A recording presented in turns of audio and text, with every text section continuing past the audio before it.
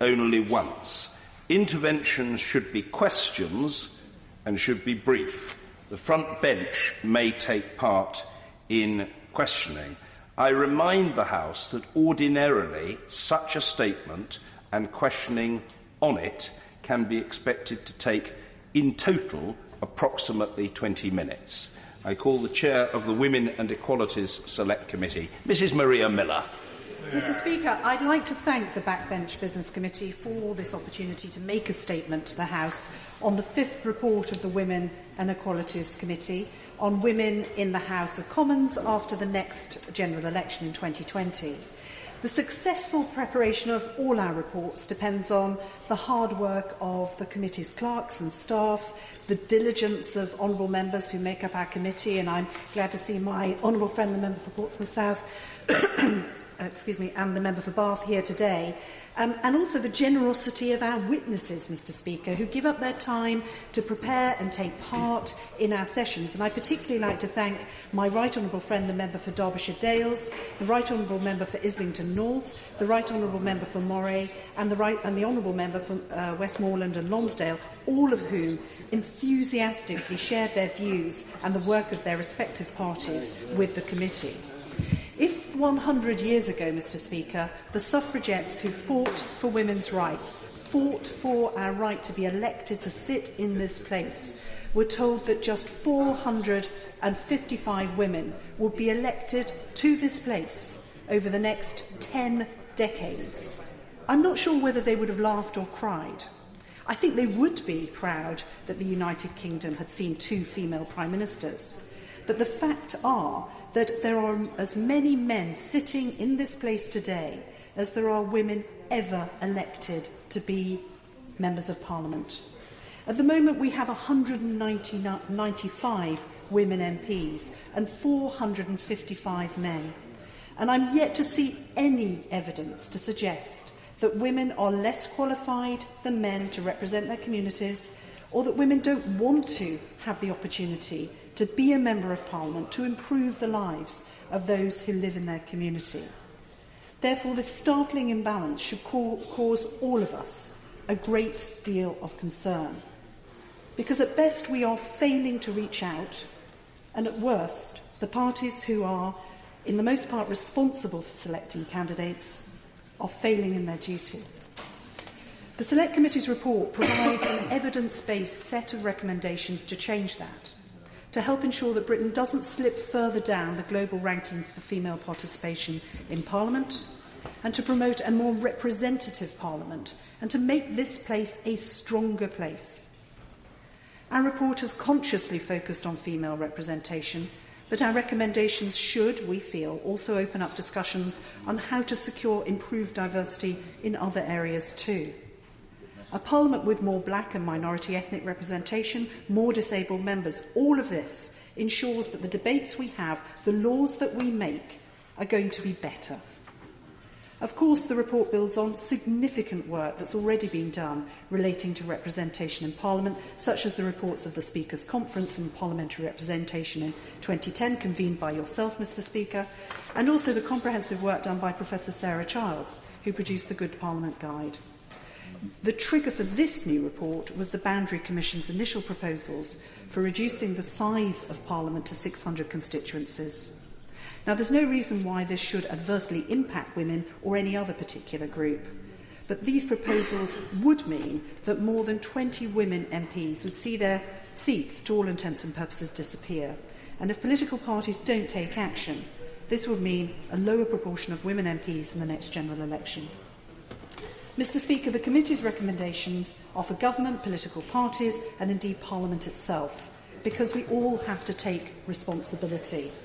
Our key recommendations are for more transparency from parties on the work that they're doing to improve candidate selection, and we feel that the government should immediately bring into force the statutory requirement for political parties to publish their parliamentary candidate diversity data for general elections as set out in Section 106 of the Equality Act, so that we can properly scrutinise the record of parties in selecting a diverse slate of parliamentary candidates. Secondly, that the government should seek to introduce in legislation in this Parliament a statutory minimum proportion of female parliamentary candidates in general elections for each political party, and we've proposed a minimum 45% of women. This measure would only be brought into force if the number and proportion of women MPs fails to increase significantly after the next general election. Thirdly, as part of our recommendations, we've also set out a domestic target of 45% for the representation of women in Parliament and local government by 2030. And this really is to inform the work being done by ONS to establish domestic indicators for the UN Sustainable Development Goals, and in particular Goal 5, an indicator that my right honourable friend, the member for Putney, and also David Cameron, fought hard for when these goals were established, goals that apply to the UK as well as other members of the UN. Yeah. To make progress, these measures need to have real teeth, and that's why the committee has also recommended that the remit of the Electoral Commission be extended to introduce fines for non-compliance.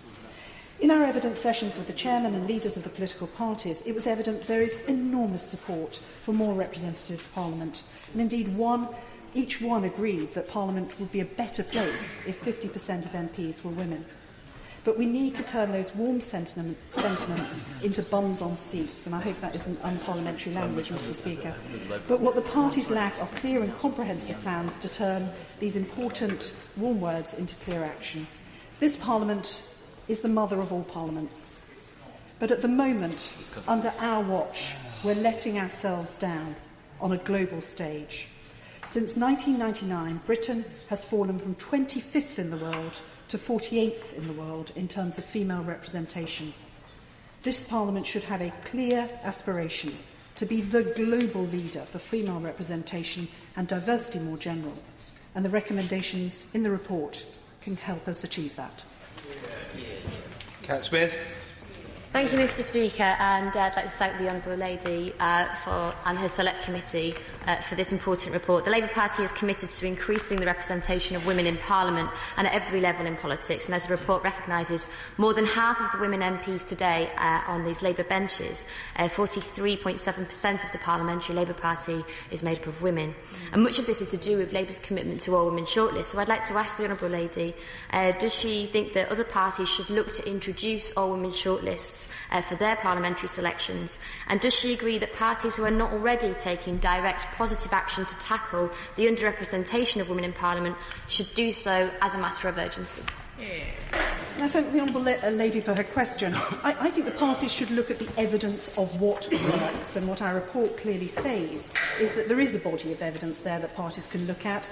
I don't think it is for a select committee to dictate to independent parliamentary parties as to how they run their own selection procedures. That is for them, but they should also be looking at the evidence.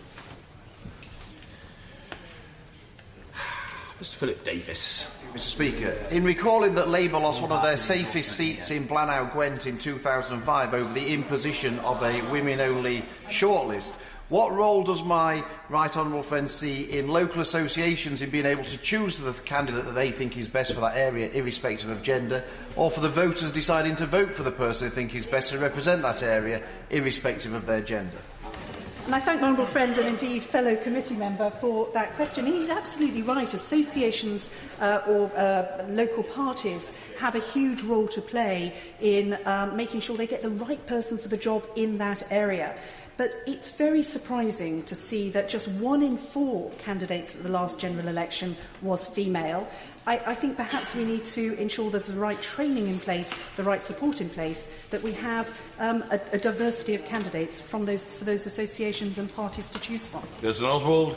Mr. Speaker, the SNP welcomed the publication of this report. We're grateful to be able to have contributed in committee, and we firmly believe that all political parties should be held to account for the action they're taking to improve this democratic deficit, because it's simply not acceptable in 2017 for women to be discriminated against or underrepresented, whether in the boardroom, politics or anywhere else.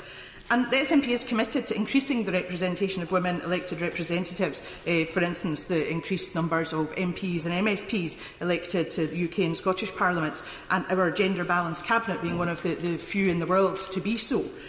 But the SNP Scottish Government is also taking decisive action to make sure women are represented in senior and decision-making roles, including in the boardroom, and our programme for government contains many ambitious commitments in support of women's equality. Can I ask if the UK Government is considering similar measures and when they will bring these into fruition?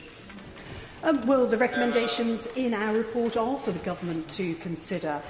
We think it's important that after the next general election, if there isn't progress made, significant progress, that 45% of candidates should be female. She mentioned equal representation in cabinets, and I was really heartened to see Justin Trudeau, when he became Premier in Canada, having a gender-balanced cabinet and saying, what would you expect in 2016? Well, I think we should say, what should we expect in 2017? Flick Drummond. Thank you, Mr. Speaker. My right honourable friend mentioned the excellent report by Professor Sarah Charles. Would she agree that some of those recommendations will also help to bring out more women into Parliament? My honourable friend from Portsmouth South is absolutely right. We're really building on very firm foundations here. I think that the Parliament itself has to look very carefully at its operation to ensure that it's doing everything that it can to encourage more women to come forward. Historically, we've looked very closely at things like childcare, family-friendly working. I think also we should be looking very carefully at some of the dissuading effects that the violence, online abuse that female members experience, how that can actually put people off as well. That's just as important and something the House needs to take very seriously. Chris Bryant. When John Bright first coined the term Mother of Parliaments, he was saying that even England, which was the Mother of Parliaments, had still not brought full democracy to the country because the vast majority of people weren't able to vote. So now that we're coming up to the 100th anniversary of some women in 1918 being allowed to vote, isn't one of the biggest problems finance? Because many women are paid less still than men, and working-class candidates still find it very difficult to get selected because it's a very expensive business.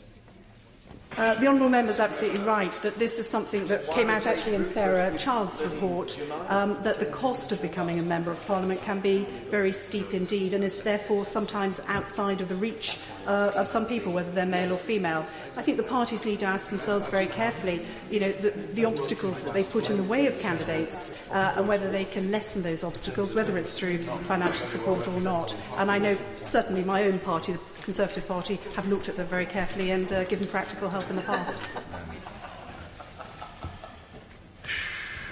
Sir Peter Bottomley. Can I say to my honourable friend that I basically backed what she's aiming for? I put in a caution on one or two issues. Would she accept that at some stage the number of women MPs had to match the number of men still in the Parliament? And it's only 30-some years ago, when my wife got elected, fewer than 5% of MPs were female. To go up to nearly 30% is quite some progress. I'm glad we've met that equality that she spoke about. The last thing I want to say to her is that I think it's important not to think that government should require parties and Parliament to do things, but Parliament and parties should require government to do things, and one of them is not putting people into Parliament. It should be giving people the opportunities and experience where they can be chosen on merit with the necessary luck.